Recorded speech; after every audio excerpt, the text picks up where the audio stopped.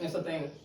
But your eyes can get sunburned, and so UV that's what I was testing, dealing UV with. glasses. Cause at first I was like, Lord, I hope this ain't pink eye. Oh Jesus. No, but my eyes got sunburned, so just My bad. I had just pink eye sun one time. care, and not just for black people, but sometimes black people don't. Our precautions for certain things are different. Right, they do not You be really don't caring know where the about organ of sunscreen. pink eye come from. Like even when the first time I ever got sunburned, it didn't present the same way. It looked like a rash, and it didn't happen until after I came back from the vacation. That's what happened with me from And St. so like Lucia.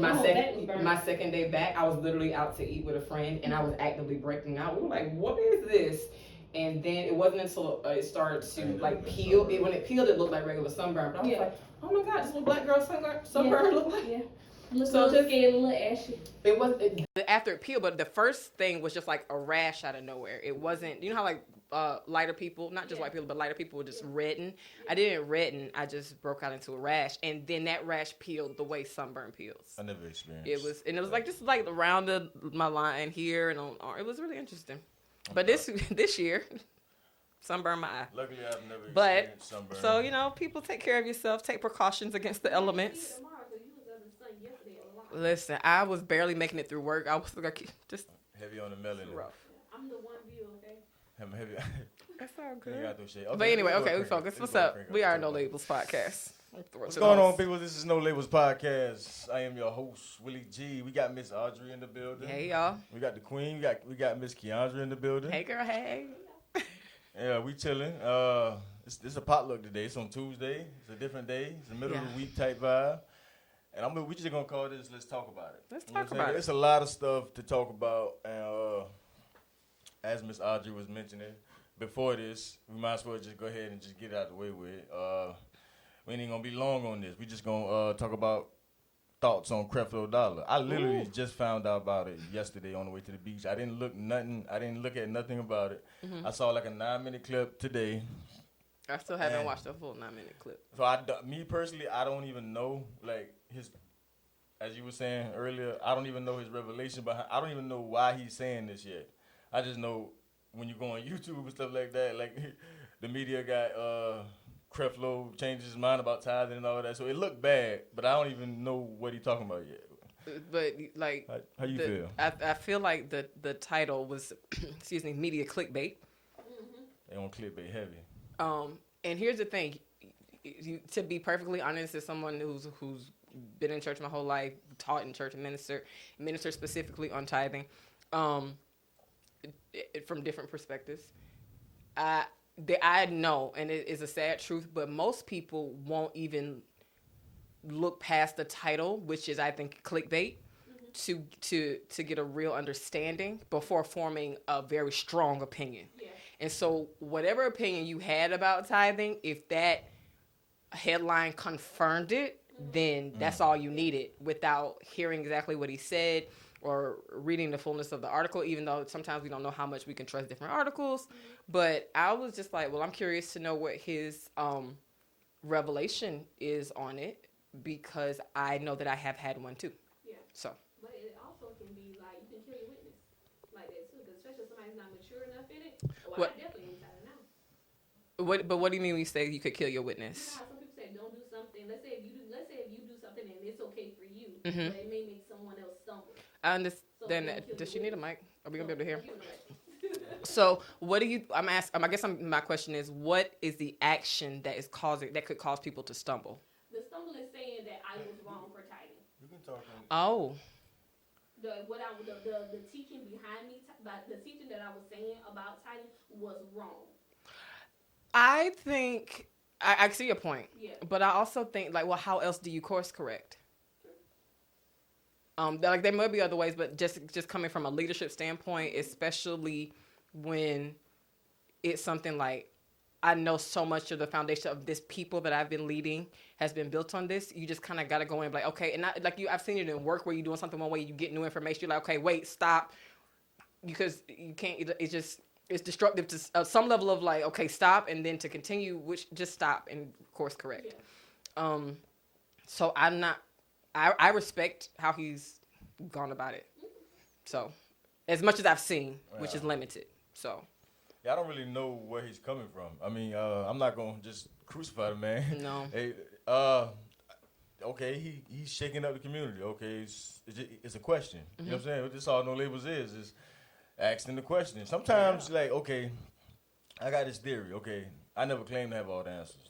I mean, anybody crazy too. But the thing is, if nobody brings up the question, then we can't get the right people in to fix it. You know what I'm saying? They had to, because I may not have the answer, but if I put the question out, you know what I'm saying, the experts coming. Like, bro, I know this my thing. Yeah, absolutely. And so you got to be able to, you know what I'm saying? And I'm not mad, you know, because like I'm not gonna say anything until I go back and like see what he's talking about. Right. But the thing though, especially yeah, you guys are meat eaters. I would consider you meat Yes. eaters of the word. Yeah. I'm more of a smoothie. She like past milk, but yeah, it's thinking it on up. But for me to hear that, a part of me like, well, should I pay my tax? Or like, should I? So it's making me be almost double-minded. Yeah. When I'm starting to think about it, especially someone who's kind of finally digging deeper into God. Instead of I was just still on milk. A meat eater will be able to dissect. Oh yeah, I can eat that. Yes. Somebody on milk, like, now I'm like, I really don't know. Now no, and I think that's a extremely valid point. But it also, when you consider the time that we live in, how people can take a clip and a sound bite, and it'll go viral. Yeah. And if you're recording, if you know, part of your ministry is that you stream in and record, people, you know what I'm saying? So that is just, your reach is, now the reach of something is just exponentially greater than we could have ever imagined even 10 years ago. Yeah. You know, so that just kind of comes with the territory. I think this kind of comes with the territory. But, you know, you stand in the best of the knowledge that you have at the time. And if you've ever, like from a leadership perspective, if you've ever had to, and I will say this, that when I ministered at my old church, a lot of what I ministered was new revelation or new information. And there's certain things as a leader or a teacher with that type of assignment that you have to become okay with. Yeah. If some people have built so much of their existence on this other thing and you kind of turn from it a little bit, they may just make a decision to leave for whatever they're more comfortable. It just makes people uncomfortable, and people respond to discomfort in different ways. Yeah. You know, even just specifically, like especially speaking from the perspective of someone who had to minister a word like that, or words like that were like, this is revelation to me. I grew up in church my whole life, and I'd never been taught this quite from this perspective. Yeah. And so much of what I was teaching was revelatory. The thing about that is you got to come with a different confidence, because you're not going to get a whole lot of amens, because you're not confirming what people already know. You're introducing something new. Yeah. And so then there's that element of it. So, you know, I'm just really curious to hear the revelation, because I know me personally, I got and taught a different revelation on tithing than that has been the one that's most widespread. You know, and I know that it was transformational for me personally, for my family and friends, the church body, and I'm curious to see if it is aligned with the revelation that I received. You know, and if that's the case, then I'm so excited about the outcome for the masses that will receive that truth. Then we'll get past this little blip and just get the revelation and be blessed. He brought the conversation up, and it's like, so, okay, that's if you can look beyond people will get over this, but if people who can really, really digest from a revelatory place, I'm more excited about the people who will step into a level of prosperity. And I know that whole, like, prosperity is not a prosperity message. It's just like the life that it comes with being a citizen of the kingdom. You know, it just popped up in my head. This is the last point. I promise, William.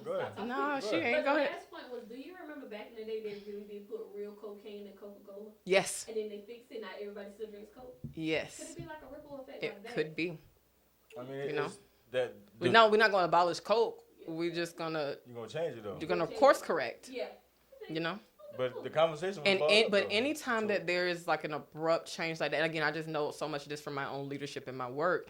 Anytime there's an introduction of a new leadership, a new idea in leadership, unfortunately, there's gonna be a little collateral damage. Yeah. And sometimes it's like, what's the best thing for the most people? Yeah. What's the best thing for me personally, as far as my personal integrity? Yeah. You know, and it just kind of is what it is. I had someone. Oh, this is gonna sound like a flex, but I'm flexing anyway. I had a friend of mine whose parent is a pastor and read my book and was like, you know what, I can't even really teach another thing in my ministry until I have everybody read this. Yeah. You know, because sometimes it's just like we gotta. What kind of book was it? My book, The Rules of Royalty. Yeah, it was a huge. Of course, it was a compliment, but the confirmation of the strength and truth in the message and its transformative ability in a person's life. Yeah. You know, to have that person feel like, wow, I've been getting it wrong, but also God is so gracious. Yeah.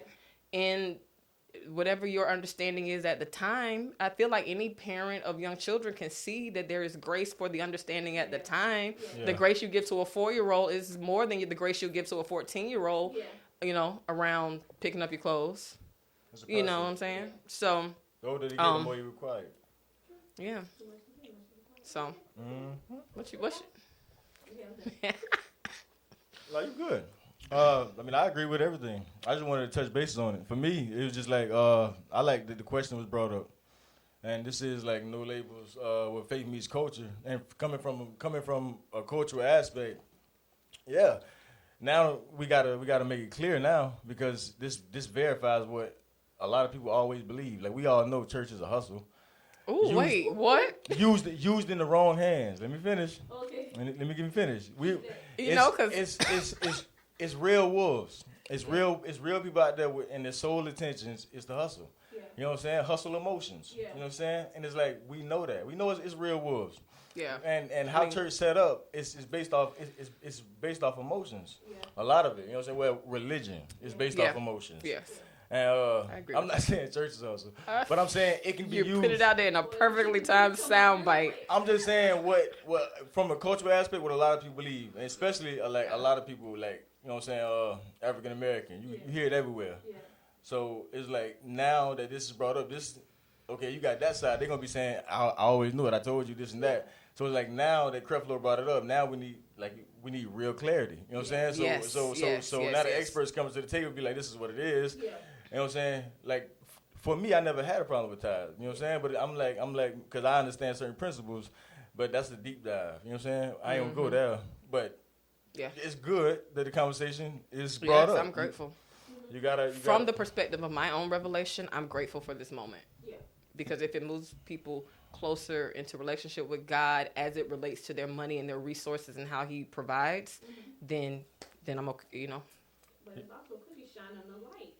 A real bright light on some people who have used tithing. Oh yeah, yes, absolutely. Well, it's doing that too. No, you're good. I mean, we can't act like it hasn't been the case, because it absolutely has. And that's all of the conversation. So it's like, but it's dope that we having a conversation. Like, a lot of stuff when we talk about, like. But let me say this, and I'm curious if y'all have any examples. Do you know of anybody personally who has said that tithed in the way, like, that is outlined biblically, or the way that tithed and said that they weren't blessed because of it? I don't know. Everybody I know tithe blessed, truthfully, or like got good stories behind it. Yeah, like I'm really trying to think. It's a real question. I know it sounds leading, but I'm really trying to think. Like, I don't know of anybody that said that they tithed and it was a negative result directly related to the tithing. No, I never heard that either. Oh, Keandra got one. Give it to. I never heard that. I've just never heard it. Okay, so here's from my aspect of it, because, like I said, I'm diving. Me personally in my own walk with Christ right now. I'm in a different level. I'm growing in God a whole lot more, and so I'm starting to see Him a whole lot more. Now, back with Keandra, I just went to church. I just was a member. Like, hey, y'all about to go? Just pay me tithes, whatever. How I view paying tithes is almost as if God was a genie. If I do this, you'll do this. If I do that. So, and then in my mind was saying, like, okay, I didn't pay my tithes this week, or this, that, and the third, and now I ain't got no clients this week. This week, that. Now that wasn't for me. That's what, but I didn't know I wasn't understanding of the principles of tithing. Okay. But I was just using it, if I do this, like, it was more of a transactional relationship. Yes. That's a great, me. It was a God formula. Yeah. Yep. To the God formula, and that's what I was so like, okay, if I do this, then I do this, if I do this, if I do that. So yeah, for me, that was from my perspective of how I viewed it. Yeah, I get it. And there's a lot of people who hold that same view. Yeah. Yeah. Okay. But I mean, I mean, and even in that, which is true, but that doesn't say that tithing is wrong. That just means like Yeah, that was and just I our don't knock understanding anybody, is off. and it's been my experience that God is very gracious in whatever your level of understanding is. I Exactly. don't hold anybody's It's- level of it's like- understanding Yeah. against them. A lot of it just Because I was there, I've been there. I'm you know, still learning. I mean, I learned stuff so much. I'm just really getting a hold of what the gospel is, and I'm, you know what I'm saying? Like I've always known the basics. Okay, Yeah. Yeah. died, rose, but you know what I'm saying? I ain't gonna get into that. We ain't gonna go deep, but it's like okay. I mean, we already hit the Creflo joint. Okay. We, you know what I'm saying? We like okay, and it's like Yeah. and it's like we got Creflo, and what else we talking about today? Unless y'all want to talk some more about Creflo. I was wanting to talk about have some freedom conversations because I'm piggybacking off last episode. We was on the Roe versus Wade conversation, that freedom, and now me being an artist and looking at what they're doing with the RICO charges. Yeah. How it seems as if the same way freedom to choose it has been taken as of now, anyways. You know what I'm saying? Now that it seems like freedom of expression. So It's give being us some attacked. backstory on what exactly that thing is. All right, so we got the RICO charge in the hip hop game, and it's like they basically tagging these rappers as drug lords. Now I don't know if these rappers are, you know what I'm saying, guilty of what they're accused of, but they're using lyrics as proof. You know what I'm saying? And you know we got lingo. You know what I'm saying? Yes. So like when you hear somebody like just reading their lyrics, and I'm not don't get me wrong, like I'm a fan of some of these artists, but it's like okay, sometimes they do be saying too much. You know what I'm saying? At least from what I'm used to, because I'm from a generation where you don't tell on yourself. But it's like, you know what I'm saying? Stitches get stitches. But it's like at the same time, it's artistic expression. It is. You know what I'm saying? So how you gonna the only person who really knows what he's saying here means is the artist. That's what an artist is. You know what I'm saying? So it's like I don't feel it's right for you to get, you know what I'm saying, get a whole RICO charge like the mob off of an lyrics. Interpretation.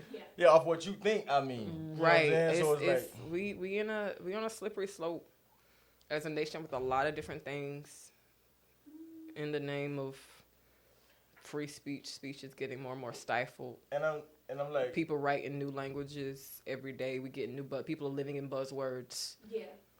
You know, and like voiding them of their meaning in a real life. You don't know, like you gonna step on a line and give a chance. Yeah, you know, someone, Oh, that's dope. Right there. somebody like me who like words are my, my thing. That's my medium. That's my art. That's my paintbrush. You know,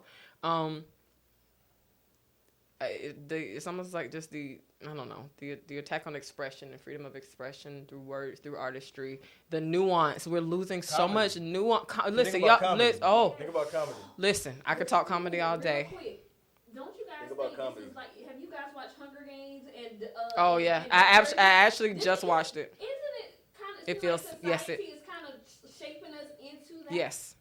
I just watched it when I was doing my hair, so that's a hair day. Like I watched all of the Hunger Games, and I just started back watching Hunger Games. Yeah.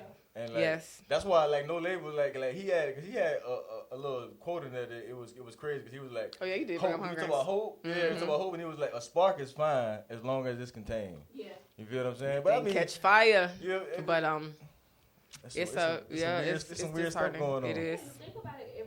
They're trying to censor everybody. They don't want you to say this. You can't do this. You can't do that. It's almost as if they're trying to put us in factions to control us. But I'm done. You can say that. You know what I'm saying? Hey. It's headed that way if you look at it. If No Label just happen to just pop out, you know what I'm saying? If y'all see the page canceled, you know what I'm saying, out of nowywhere, y'all about to come get us. She talking No, we good. Y'all didn't get the joke? Okay. Yeah, we're gonna keep it going. It's alright. Y'all ain't for that. Y'all alright? Y'all alright? We still here. So we talking about it. We just y'all heard that, the freedom. Alright, okay, cool. So I asked the question right before the podcast, which I've been thinking about all day. You know what I'm saying? And I was like, what fuels passion? And y'all do you want to give your answer again, or are you good? I think that the hope of how big the impact of the end result can be. Yeah. You know, like, why do you keep going as hard as you do when you, for what? It's just, I believe that the payoff will be worth the passion. I think it's a direct link between passion and payoff. And the reason I say passion, because passion, and Keandra, she said the same thing. She said, I piggybacked off of Keandra, but yeah. Okay, she piggybacked off of Keandra, and they was both saying the end result. And the reason I asked that, because, like, with everything going on, it's like, okay, what's the game change? You know what I'm saying? Like, okay, passion always changes the game. And this is faith meets culture. I like, okay, I got this prayer. I pray to God. Like, I wanna play in the game. You know what I'm saying? Like, I'm not calling life a game, but I want to be front and center on the I don't want to be in the crowd. You know what I'm saying? Of the bigger picture. You know what I'm saying? So, like, how does anybody change anything? Like, what drives passion? I would say love. You know what I'm saying? In a sense, because I was asking, what drives a slave who freed herself to come back and put her newfound freedom at risk for other slaves. You know what I'm saying? To free them. I would say love. You know what I'm saying? And then what fuels? It's love. Yes, but I almost want to feel like love and passion are closer to the same thing. I still think it's because you can still have that same amount of love, and I see what you're saying, and I don't disagree. But the same amount of love can exist on the plantation. But then if you see that it's possible to be free because you've actually gotten to the point of actual freedom, and you see that it's possible, then it's still about the like, now I get to express my love, aka passion, and getting my loved ones to this same state that I've seen is possible. But if there's no even idea that freedom is possible, then you still live and die in love on the plantation. You know, so now it's like, no, it's still got to be, the passion has to be directed towards a future moment or a future impact or something that you got to aim it towards something that you can't quite see, because if you could see it, you might get complacent and the passion would kind of fizzle. And I don't know. And that's true. No, that's true. That's true. I was thinking more why I think love fuels passion is coming even from a father's perspective. You know what I'm saying? Like right now, if my family is down and they got nothing, like what's gonna keep me going? Like that's what fuels that insane passion. You know what I'm saying? 2 hours of sleep, I gotta go get it. If I gotta get an extra job, I gotta go get it. And the only thing gonna keep me moving, you know, is love, which fuels passion. And like I said, you right. This is just a new perspective. This is just a thought that I had. You know what I'm saying? Like because we gonna need passion. And we gonna need love, you know what I'm saying, to bring hope. Cause we not just here to commentate on the craziness. You know what I'm saying? Right. We okay, we bring the question, but for me, it's almost like, okay, like somebody has to be now, cause everything is shifting. Like I was just thinking, like whether we want to admit it or not, nothing's been the same since that COVID shut down 2020. Oh yeah. You know what I'm saying? Obviously a big shift has happened. You know what I'm saying? But like I ain't get deep, but like obviously in America, spiritually, stuff I don't even understand. I can't even really speak on like that. But it's like, okay, with everything shifting, we're going to need people with enough passion and faith to, you know what I'm saying, to step out on new things and do things in ways that ain't never been seen before. You know what I'm saying? Like we gonna need that. You know what I'm saying?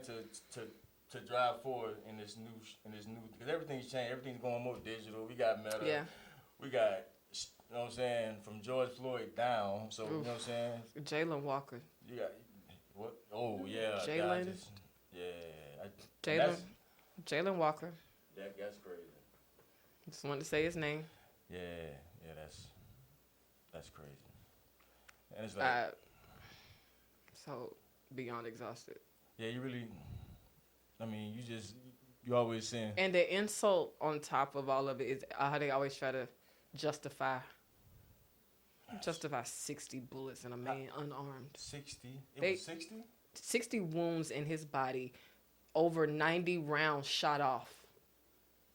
They shot at this man, 8 officers against 1 unarmed man. Traffic violation. He up here driving for DoorDash or Uber Eats, and one of them. 25 years old. That's horrifying, bro. Jayland, Jayland. You ain't hear about it? I ain't know it was 60 though. 60 wounds. Here's the thing, and this may be a heavy thing to say, and I'm going for it anyway. Because he was so. Of course, they let the family see first and see the video. They released the video Sunday. And one of the local pastors was speaking out in Akron about just the damage. His lawyer, I read and listened to statements from his lawyer.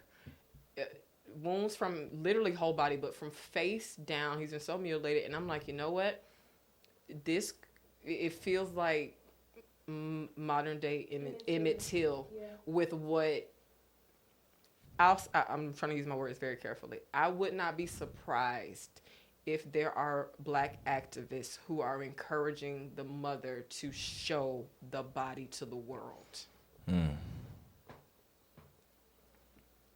And especially when you talk about Emmett Till, they just found the unserved warrant for Carolyn Bryant. Yeah. You know. They found the unserved warrant. Yes. Like she was just like kidnapping a minor or things like that. But they found this unserved warrant. She's still alive. You can serve it. That's new evidence. That's the lady that he was with, right? Hold on, that's the one that made the accusation that led to his death. You know, so all of those things just in real time, it's like, wow, we haven't advanced as much as we would have hoped, though there has been advancement, absolutely. I don't ever want to disregard or, you know, the times that my parents grew up in and my grandparents grew up in and things like that. But as far as we've come, there's still so much semblance of the horrors that have come before. Man. And so 60 wounds in this young I hate man's body. that's just. And they handcuffed the body after doing that. That's ridiculous. And where was that at? Do you remember? Akron, Ohio. Akron, Ohio. That's ridiculous. Akron, Ohio. That almost sounds like a message. I can't even find him. That's crazy. And it's so much prayers sent to his family, of course. And it's like The family is calling for peace. They say he was a peaceful person. They are peaceful people. They don't want violence in the name of his son, and I completely respect that. Yeah. You know, but also justice. Because the mother said something that just broke my heart. She's like, "You don't treat animals this way." You don't. I just seen some on Facebook. Real talk. They giving like funerals to dogs. They got speakers and all. Like I ain't mad. Like if you got it like that, but it's just like we don't treat animals like that. You know what I'm saying? No. You treat animals with dignity, more dignity than humans sometimes. A lot of the times, and it's like definitely prayers to that family. That's a horrible thing, and it's just like things like that. And to all the other people that it's happening to that don't get the media coverage that we don't know about, it's an ongoing thing.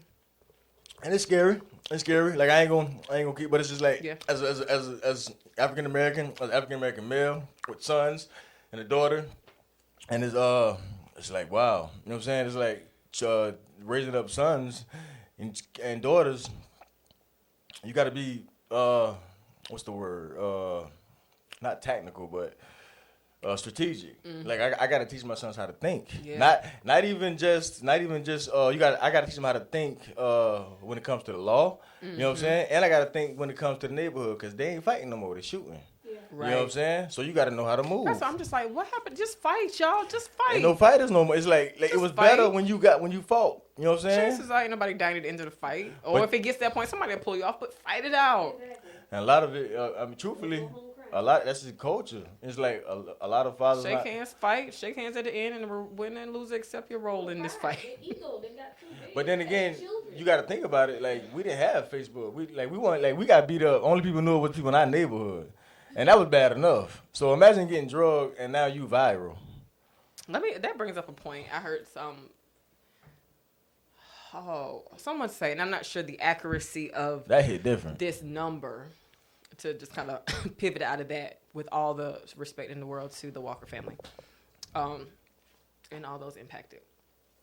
But I was listening to, I think it was a podcast or something, but someone was bringing up the idea of just the information age that we live in and how much information we consume, considering how just civilization used to be before there was technology. Like if you wanted to send a message, it took months if you had to send it by horse, you know, and then, but people lived their whole lives maybe only seeing about 150 to 200 people in their lifetime. They lived in villages and they thrive like that. And then if you traveled somewhere, to travel across, that was a big deal to go on a trip. You know, it wasn't like, hey, we going to get to Cancun for a week. You might be gone for 6 months. Plus, you know what I'm saying? But now we live in a world where the whole world is just right there. And because it's so young, we don't really know the effects of having that many people's voices and that many people's opinions, the effects on your mental state, your psyche, just your brain capacity for information. Yeah. I just think it's a interesting thing to think about, just because it's still a really young concept. Yeah. You know, but it was a time. It's too much. It was a time where your whole life, for the most part, unless you were like globally famous, and it was the reason those people were famous because there's only a handful of them. Yeah. But you lived your whole life, and you saw maybe a few hundred people your entire life, and that's how it was. And now, you mad if you don't get that many likes on a post. Yeah, and it's like it's a lot of information. Like you got to think TikTok. It's so much information in TikTok, but you can learn how to cook. You can learn how to cook, scroll, twerk, scroll, pray, scroll, preach, scroll. Wait, did you go from cook, twerk? Bro, I'm telling you, y'all know. Come on now, anybody on TikTok know how to go. You can go from. You can make an omelet, twerk a little bit, get a mighty word, get you some politics. Real quick, scroll, and all that's coming. Get you a life hack. Figure out how you really supposed to shake this off. Exactly. You should see that. I'm sorry, y'all. You good? I'm sorry. Man, listen, you can get so much, and I didn't get so much at one time. TikTok is really weird. But I thought that was interesting about consider the changes in civilization and how we function as civilization. You would live and die, and only know the people in your village. Yeah. Unless you were brave enough to travel to another state. Oh my God, that took weeks. This ain't no weekend trip. Ain't gonna run up to Atlanta for the weekend. No, we'll be back in 3 weeks, maybe. That's what I'm saying, you know. And so the intake of information, it's still being studied. How much can we absorb? How much can we handle before it starts to have X, Y, and Z effects? I just think it's interesting. I'm trying to practice. Me personally, I'm trying to practice being present. And I'm like, I hear a lot, like, be in the moment. You know what I'm saying? That's what I'm like, because are we living, like, with all this, like, me and Keanu, we talk all the time, like, I love technology. You know what I'm saying? I'm not a technology hater, but you gotta know that, what is it being in the moment? You know what I'm saying? Like, why is that so important to be present? You know what I'm saying? And what does even being like, okay, if you on your, if you chilling in the living room and you just scrolling on Facebook, is that not being present?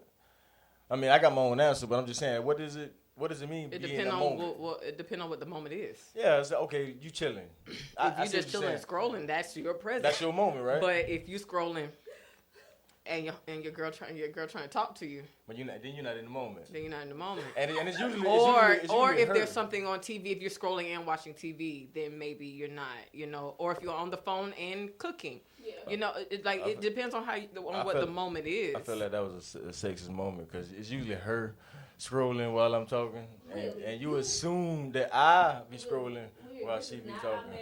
Look, that's my petty moment for the podcast. I mean, you know what I'm saying? It's gonna be like, where's Waldo? Find the petty moment in the No Labels podcast. Heads up, here's a hint. Probably gonna come from this guy. Exactly. Because whenever Willie eats, he gotta have his phone.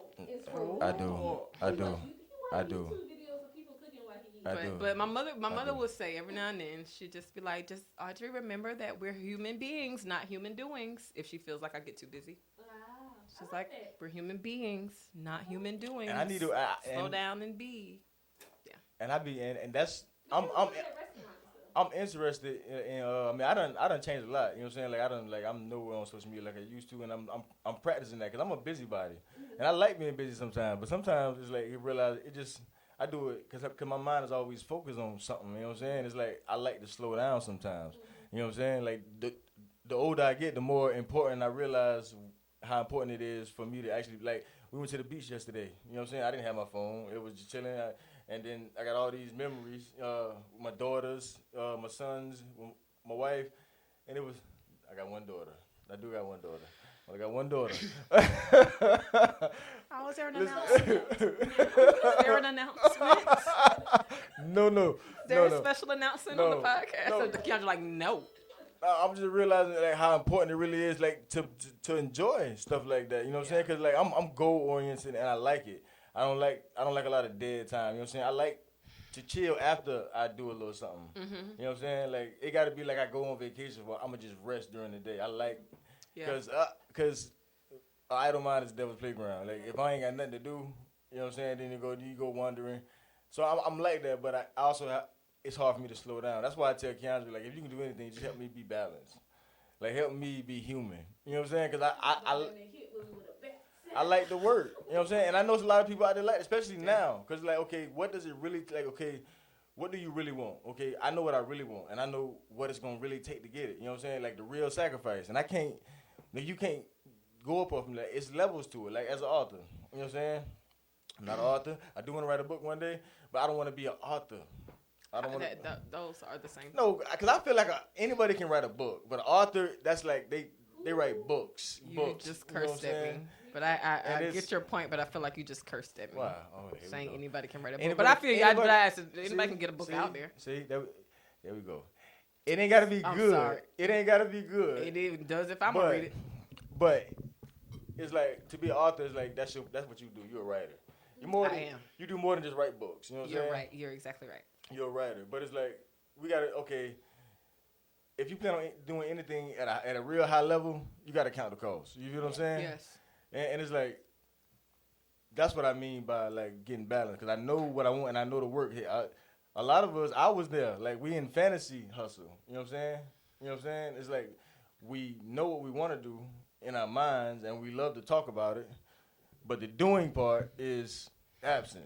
And it's like, okay, what do you want? It's cool if you want, like, just, you know, $1,000 a month type dream. And ain't nothing wrong with that. Just know that's what you're working for. And when you trying to make $1,000 a month, you know what I'm saying, you don't gotta do nearly as much as if you trying to reach the New York bestsellers. Oh, yeah. You know what I'm saying?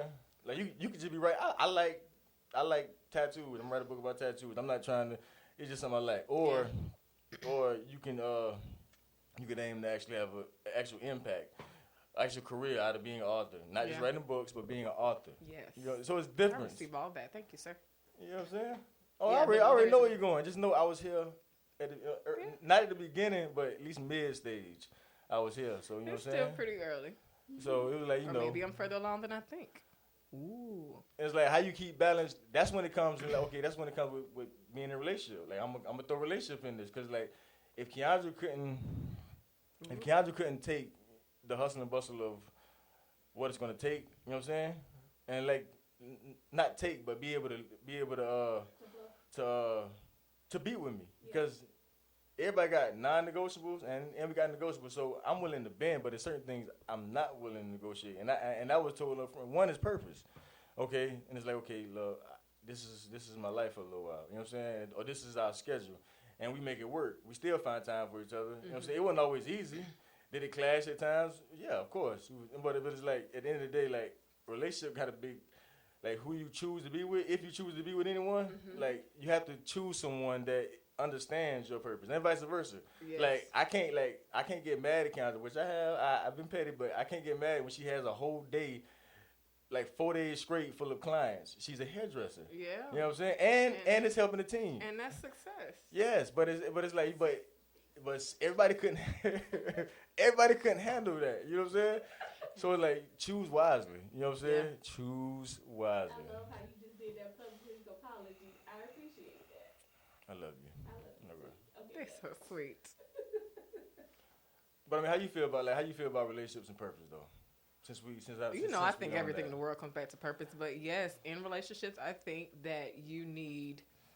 If you're talking about like who's gonna be my partner for life, I'm gonna marry this person, I espouse myself to this person, even in friendship. But I'm getting there. But I'm like this one here, where like the goal is to become one. Yeah. If they don't have an understanding of what your purpose is, and vice versa, you don't understand theirs, you just gotta. I think it's a rough road ahead on something that already comes with like challenges built in that are designed, I think, to grow and strengthen a relationship over time if you hang in there. Yeah. But your friends are vital to your purpose. Yes. Absolutely. If you don't have friends who want to see you win, who know how to encourage you, who know when to check on you. Yeah. You know, and especially in my group, like we all a strong friend on some level. Sorry, my alarm. But we all can see each other within purpose. And again, going back to just the height of my service in ministry, I saw it really beautifully with my friend group. So shout out to my friend group. You know who you are. One of y'all might be on here. A couple of y'all. But to have me go into the role that I served in ministry at the church to minister the word, it was like, okay, this is teaching a Sunday school here and there to now Bible study to now here. You just take Bible study, so now you preach every second Sunday.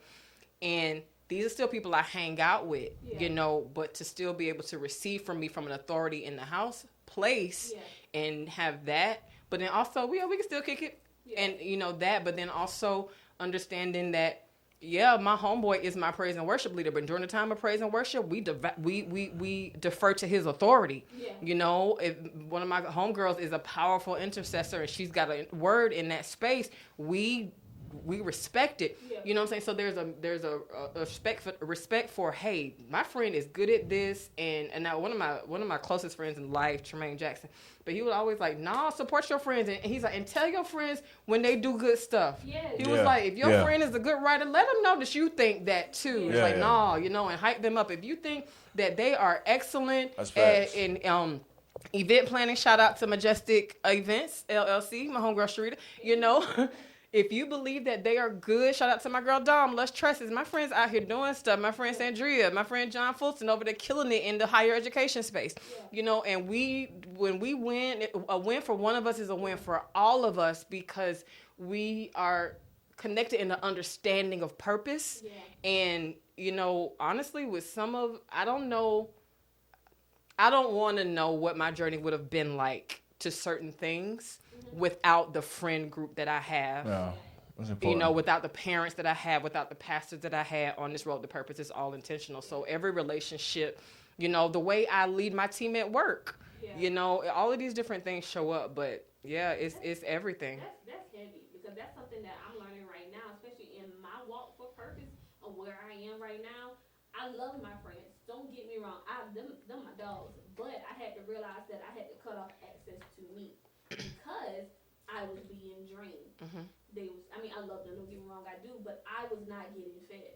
So I had to pull back away, and I had to, let me listen to my own voice. Let me take my own advice. Let me see exactly what's in me. So I understand that looking at your circle, looking at the people that are around you, and just to make sure where you going in purpose, do they understand this? If I'm going through a dark space, can you pray me through this? Do you got some scripture for me? What are you going to tell me? What can you do to shine some light that I'm dark? And so I was talking with this, was it last Sunday we went live and Molly Music was in town, so we were chopping it up, but we started talking about that, and the one things that I learned as far as when you understand your own purpose, your own assignment, you can get a better view on who's supposed to be where in your life. And so you might have a friend that you talk to, I can't go too many days without talking to this person. But then you got somebody that you may only talk to literally every few years. But that's who they are in relation to your purpose. It's not even so much a cutoff.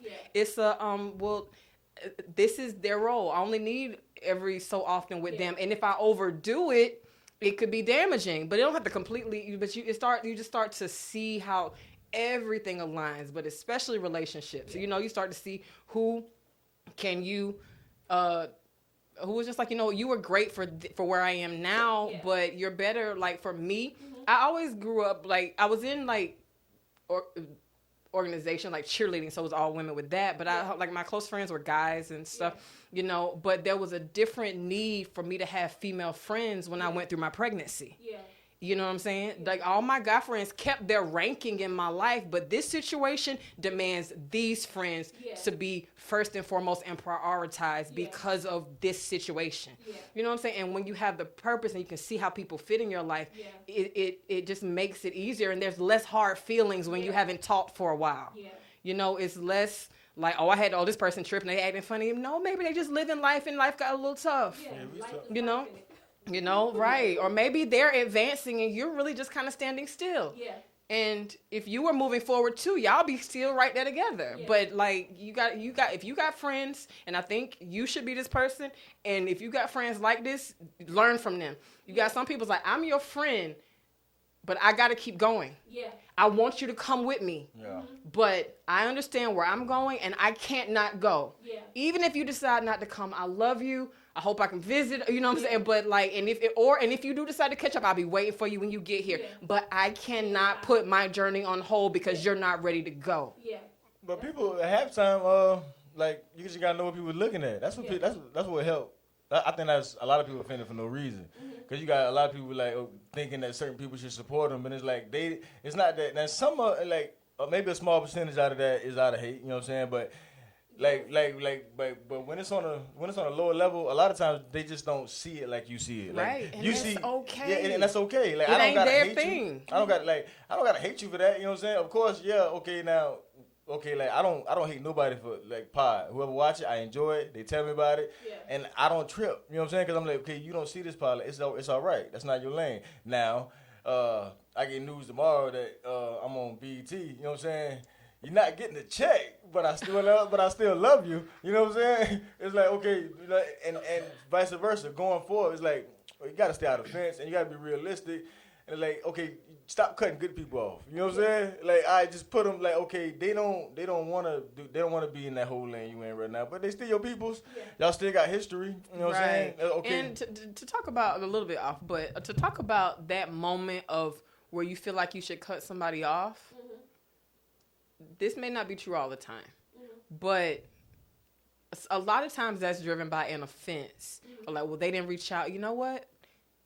If there's been space, and let's say y'all used to talk every week, and now it's been a month since y'all talked, and you feel some kind of way,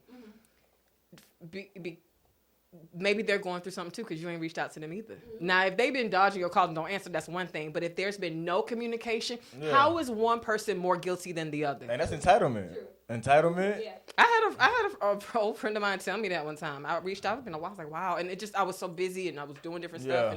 And I was calling to check in. I was like, hey, it's been a while since we talked. I'm not quite sure whose fault it was. But hey, I'm calling and reaching out. And I left that message back when people used to leave messages. Yeah. I ain't checked. And she called back and she was like, hey, it has been a while since we talked. And I do believe that it's your fault. Oh shoot. I said, well, all right. I mean, but and then I said, and then, well, okay, and you then know. they don't But know I'm what you thinking to had myself, going wait a on minute. either. I didn't dodge your calls. I don't have any missed calls from you. I didn't say that. I just, excuse me, just kind of took it in. But I'm thinking to myself, I don't have any missed correspondence from you. Yeah. So how am I more guilty for not doing the friendship maintenance? How is it more on me than you? Offense is dangerous, man. Yeah. Offense is so dangerous. It's a book Yeah. called John Bevere, Bait of Satan. Yes. You read that one? What is it called? John Bevere, Bait of Satan. And it's basically talking Somebody about text offense. it to me. Text it. Find it. Text it to me. It's offense, bro. People be mad, and like social media is a big thing. That's why I'm big on it because I get it. Like I sat back and I looked at it. Side back. Come on, we from the Side South. back, you know, Just in case you didn't know where this podcast Southern comes slang, from. bro. I sat We in the back deep and South. I watched it and I looked at it and I'm like, I can understand why a lot of people are mad on Facebook. And you see the post, you know what I'm saying, about support and it's like that because you go on Facebook and okay, let's just say you just dropped the book. You know what I'm saying? I did a Okay, year ago. It's that's called why- The Rules of Royalty. okay. It's available on Amazon as Let's well as just my say- website, the royallinkwriting.com. Exactly. Firebook. We got a whole episode on it. We do. You got a conversation on it, but okay. Example, you did that, and your partner, that's your ace over there. You realize she didn't share it. You know what I'm saying? And I'm not saying you will get mad. I don't know what you'll do, but a lot of people would look at, okay, well, my ace ain't. She know I just dropped the book. She ain't even like click share. You know what I'm saying? Which I would. You know what I'm saying? I think that's why a lot of people is offended because they see people who they believe should at least and truthfully, I think anybody can hit the share button. Yeah. But it's still, Yes, I but, agree. but it's still at the same time like And like holding that offense. You know what I'm saying? Like, and people don't be wanting to really be real about it. Like they feel away, but they do, and it's just and it's like, I'm gonna preach a little bit. go ahead and preach a little bit. So Put your cash app in there. no, but there is a scripture, and I'm gonna tell you the scripture, and I'm gonna tell you the principle that I pulled out of it that can work in other places. Okay. There's a scripture in Psalms where David says, "Magnify the Lord with me, Yeah. Let us exalt his name together. Yeah. And so that can be really encouraging when you're going through times where just everything is wrong and you just can't feel like you know what that scripture implies is that you can choose what to make big. Yeah. Yeah. If that's he true. says, okay, all this That's stuff true. is going on and bills and friends and all this different stuff and illness and whatever, confusion, but God is still there. Put a magnifying glass on that. Yeah, make him big. So that scripture implies that we have that ability. And so what we're talking about, why would you put a magnifying glass on the disappointment? Ooh. But we do. Ooh. It's just like you got these people that you ain't even met sharing your stuff, liking your stuff. Yeah. And my thing is, if it hurts that badly, then and that person is that close, then have the Have a conversation. conversation. Or not even have the conversation. Go and put it in your group chat or your text. Like, hey, ask for what you want. Yeah, It's yeah. as simple as, hey, Clear it out. if you do me a favor, will all y'all share this? I got friends that do that all the time. Yeah. When they drop new music or they're going to be, hey, would you share this on your timeline? Would you do this? That's ego. Now, if you do that and they don't, then just whatever. But then you still got, if nobody's sharing, that's one thing. But if you got people, there are some people Yeah. supporting you. Why you want to put a magnifying glass on the one that's not? Yeah. It's self-detriment. You don't because 9 times out of 10 they don't know you feel some type of way, They and don't. you're making this thing bigger than it has to be. You're creating something in your own head. fighting shadows. Yes, This you're whole- making it bigger than it has to be. This whole narrative. So it's just like magnify the good things. All right, that's Psalms 95 and 6. Psalm 95 and 6. Magnify the Lord with me and got let some us scripture on no labels. exalt Got his some- name together. What it was? But- What it was? Psalms what? 95 and 6. Psalm Psalm 95 and 95 6. and 6. But We got some there's scripture. a behavior in there that will work. Magnify the good things. Yes. Even- You know, even- God says like think on these things that are pure, lovely, of good report. Paul Think said, on think those on things. those things. That's another And then, scripture. but then also to suggest that we have the ability to magnify those things, then blow up the good stuff. And let the little stuff get, like, not saying that the small stuff is there, but now let's switch the priority of Yeah. it. You prioritizing the thing that's breaking your heart over the things that's like, hey, she out here, follow her. Yeah. Hey, I read it. Oh my God, this is great. Yeah. But it doesn't come from the one place that you wanted to come from. Yeah. Then that's a different issue. It's Yeah. not that they didn't share the thing. Yeah. It's that there's a different issue and expectation that you could just address. Yeah. We focus on So- the wrong thing. Magnify the good things. And Why then would you magnify what it's, disappoints it's all you? about perspective. Yeah. You know what I'm saying? Yeah. A bad perspective, Yeah. a bad perspective will lead to offense. Put it this way, like if you viewing it that way, you like you said, you got this whole narrative, and I'm guilty of it. I done did it. That's how I learned. You know what I'm saying? Like I'm not speaking from a place of I've never did this. Yeah. I did it and realized what you said. You know what I'm saying? It's like it makes you miserable. You know what I'm saying? So perspective, the way you think, you know what I'm saying? All that, just like you said, Paul said, think on those things. Like you said, magnify. Like what you thinking about? You know what I'm saying? This whole picture, and like you say, the biggest thing is that we don't know. Yeah. Like most of the time, a person don't know that you feel away. Yeah. You think they know. You think they doing it intentional because that's the story that you're painting, right? Yeah. You know what I'm saying? But in all reality, you don't know that they stressed out themselves. Like Rent Yeah. do, you know what I'm saying? Their baby might be sick, and like, bro, I ain't got This time to be. I ain't even think about you. Yeah. What's that William Churchill? Not William Churchill. Is it William Churchill? Yeah. William Murphy? You think about Winston. Winston Churchill. Winston Churchill. I had the W right. Okay, cool. I had the W right. Winston Churchill. He was like, in their 20s, he had a quote. He's like, in your 20s, you care about what everybody think. Yeah. And then he said, in your 40s, you stop caring about what everybody think. Then he said, in your 60s, you realize nobody was ever thinking about you. Yeah. At all. And it's like, that's the truth. Like, okay, we might see you, you know what I'm saying? But majority of the time, like, we living out here. We got bills, kids, careers, Especially life. especially when you put that behavior in a certain age bracket. Yeah. That whole like, oh, I ain't talking to them. Like, people got, like you said, Life. jobs, life, kids, Eh, more kids, bruh.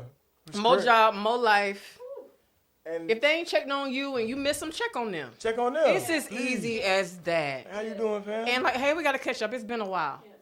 Yeah. You know? My friend just did it with my best friend. I said, she said, friend, I ain't seen you in a long. And that's my dog. But I said, that's my ace boom coon. I ain't talking about that. But that's my Yeah. ace. And she was like, friend, we need to look up. I'm coming to Savannah. Okay, friend. But we haven't seen each other in so long. I would say we're 114 miles away. But she understands where I'm at, and it's still love. When I see her, no love lost. That's still my girl. Shout out Ednisha Jones. That's my girl. Shout out Listen, Alicia we got Jones. we full of shout outs. All my, all of them, but a lot of my friends got shout outs. Matter of fact, everybody got shout out. Look, like shout out all my entrepreneur friends. Eddie Parker, Extinguished Gentleman Barbershop, Darius Door, Think King Media. Thinking Kingdom Medium is who else? legit. Who else? I did Majestic Events. Moment with the Mobley's podcast, That. DJ and Johnny Mobley. Shout out to y'all. Oh, listen, I'm wearing irockshirts.com. Listen, I get all my t-shirts. See, listen, you better respect the capital B in my black. We need a Listen. promotion episode. Listen. It's all about collaboration. irockshirts.com.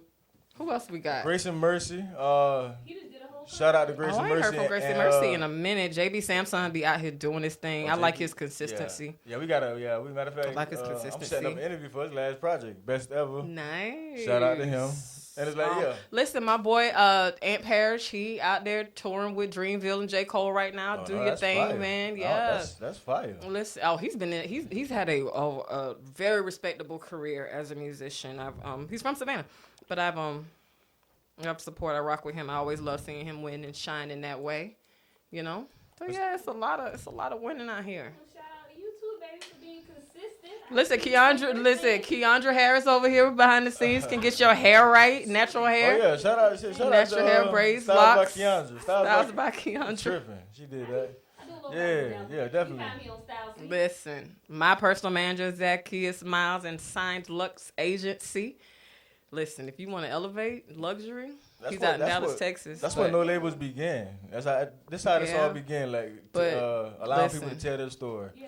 And allowing it to be an inspiration and Yeah. not a hindrance. Yeah. Like don't be offended at each other's success. You know what I'm saying? And build off it. You You know? say, take me on. I'm just taking you on my walk. Take me on your journey. Exactly. You ain't got to figure it all out. Let's come together. Yeah. You said that from the very Yeah, I think like I don't got it all figured out, but let's have the conversation. And here we